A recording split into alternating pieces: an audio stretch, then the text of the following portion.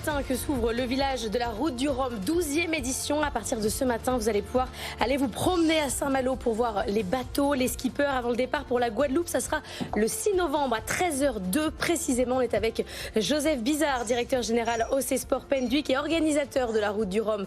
Bonjour Joseph Bizard. Je rappelle juste quelques règles pour ceux qui ne sont pas spécialistes. On part de Saint-Malo, on arrive à Pointe-à-Pitre, c'est tous les 4 ans, c'est en solitaire, mais c'est à peu près les seules règles qu'il y a. Exactement. La Route du Rhum destination Guadeloupe, c'est la Transat de la Liberté. C'est une transat sur laquelle les règles sont simples. Que le meilleur gagne sur un tracé historique qui n'a pas changé depuis 44 ans. 1978, la création de cette course. Et depuis, que des grands noms qui ont gagné cette course. On pense à Florence Artaud, on pense à Philippe Poupon, on pense à Francis Joyon. C'est une course de mythe. Avec un modèle économique particulier, évidemment, il n'y a pas de billetterie dans la voile. Chaque skipper est un peu sa propre entreprise.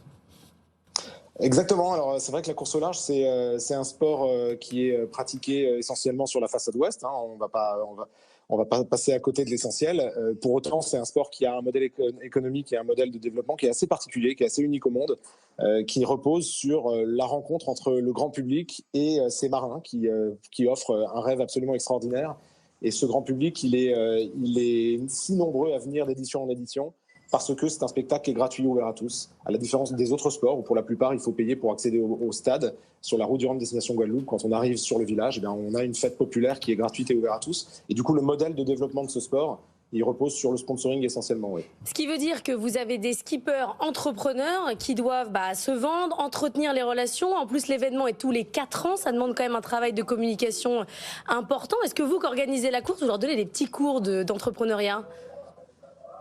Alors, il y a plusieurs choses. La première chose, c'est que la course au large, depuis de nombreuses années, elle ne connaît qu'une croissance continue, on va dire, depuis qu'elle est très médiatisée dans les grands événements. Et ça, c'est confirmé depuis 2-3 ans. Sans doute qu'avec le Covid, on a plus encore envie de respirer, de s'aérer, de rêver aussi à travers des aventures humaines. Et donc la course au large, globalement, se porte bien et elle attire de plus en plus d'entreprises qui veulent s'associer à ces valeurs-là. C'est des valeurs d'aventure et des valeurs humaines. Et ensuite, il y a effectivement pour ces skippers qui se financent uniquement par le sponsoring avec les entreprises, il faut être un sportif accompli pour être capable de traverser seul l'Atlantique. Et puis, il faut aussi être capable d'aller en dehors des pontons avec son attaché case, voir des entreprises pour pouvoir vendre ce sport-là, vendre ses grandes courses et vendre son projet. J'ajouterais juste que ces grandes courses, elles ont quand même quelques arguments. La Route du Rhum destination Guadeloupe, c'était en 2018 près de 2 millions de visiteurs cumulés sur le départ et sur l'arrivée. C'est l'un des plus grands événements sportifs français aujourd'hui. La course au large n'est plus une petite discipline, c'est devenu un grand sport et on s'en félicite parce que ça nous permet de partager ça avec le plus grand nombre.